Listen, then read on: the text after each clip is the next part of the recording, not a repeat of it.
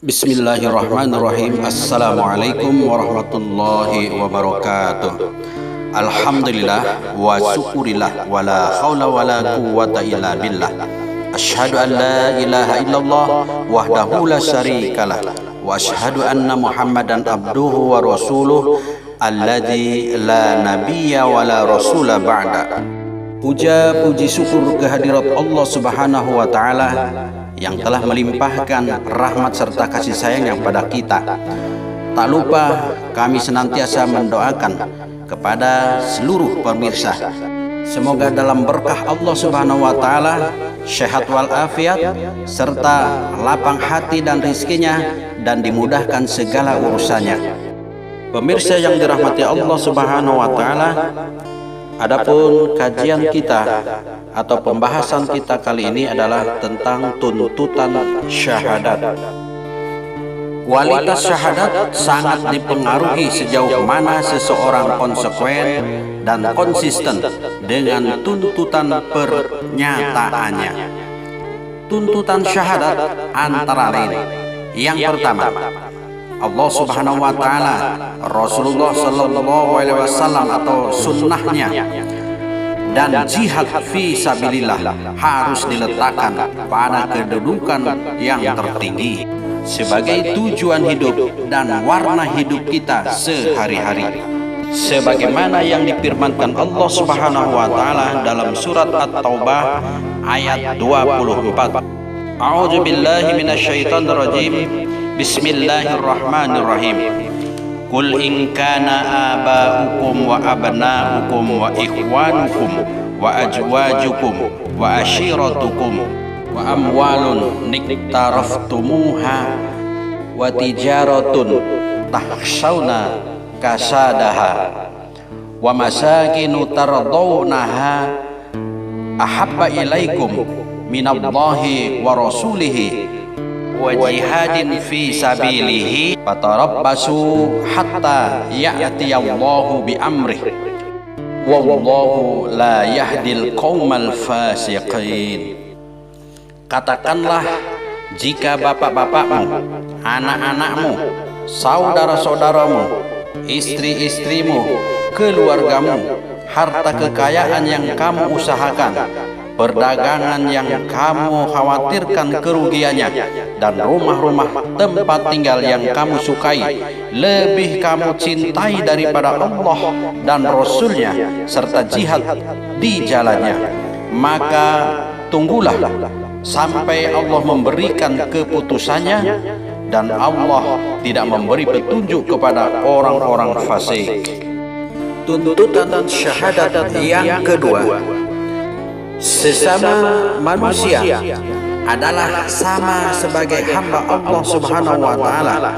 Tidak selayaknya seseorang merasa lebih tinggi dari yang lainnya, ataupun mereka merasa lebih rendah dari yang lainnya secara tidak proporsional, sebab yang demikian itu dapat menjatuhkan dirinya sebagai hamba dan menjadikan lainnya sebagai Tuhan.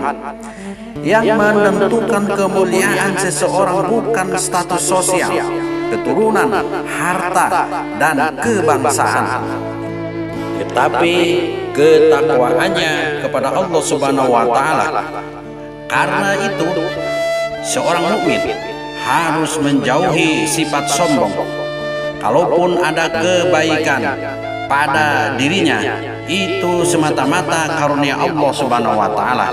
Sungguh amat mudah bagi Allah Subhanahu wa taala mencabutnya. A'udzu billahi minasyaitonir rajim. Bismillahirrahmanirrahim. Qul ya ahlal kitabi ta'alau ila kalimatin sawa'in bainana wa bainakum alla na'budu illallah wa la nusyrika bihi syai'a wa la yattakhidha ba'duna ba'da arbaban min dunillah fa in tawallaw faqulu ashhadu bi anna muslimun. Katakanlah, hai ahli kitab, marilah berpegang pada suatu kalimat ketetapan yang tidak ada perselisihan antara kami dan kamu, bahwa tidak kita sembah kecuali Allah dan tidak kita persekutukan Dia dengan sesuatu pun, dan tidak pula sebagian kita menjadikan sebagian yang lain sebagai Tuhan selain Allah. Jika mereka berpaling, maka katakanlah kepada mereka, saksikanlah bahwa kami adalah orang-orang yang berserah diri kepada Allah. Quran Surat Ali Imran ayat 64. Dalam Surat Al-Hujurat ayat 13, Allah Subhanahu wa Ta'ala berfirman, A'udzubillahi minasyaitonirrajim, Bismillahirrahmanirrahim. Ya ayyuhan nas, inna khalaqnakum min dzakarin wa unsa wa ja'alnakum syu'uban wa qabaila lita'arafu. Inna akramakum indallahi atqakum. Innallaha alimun khabir.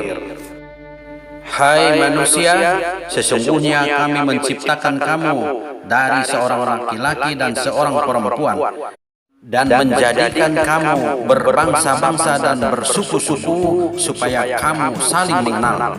Sesungguhnya orang yang paling mulia di antara kamu adalah orang yang paling bertakwa di antara kamu.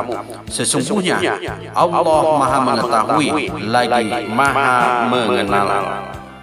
Tuntutan syahadat berikutnya, yaitu alam adalah ciptaan Allah Subhanahu wa Ta'ala untuk diambil manfaatnya oleh manusia, bukan untuk disembah. Tidak dibenarkan seorang muslim atau seorang mukmin menjadikan alam sebagai sesembahan, seperti menyembah pohon, matahari, dan lainnya. Juga tidak dibenarkan seorang muslim atau seorang mukmin mengeksploitasi alam untuk kesia-siaan dan megah-megahan.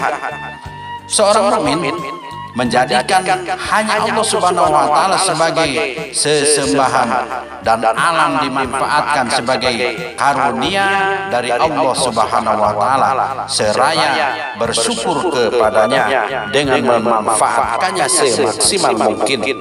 Wallahu a'lamu bishawab. Assalamualaikum warahmatullahi wabarakatuh.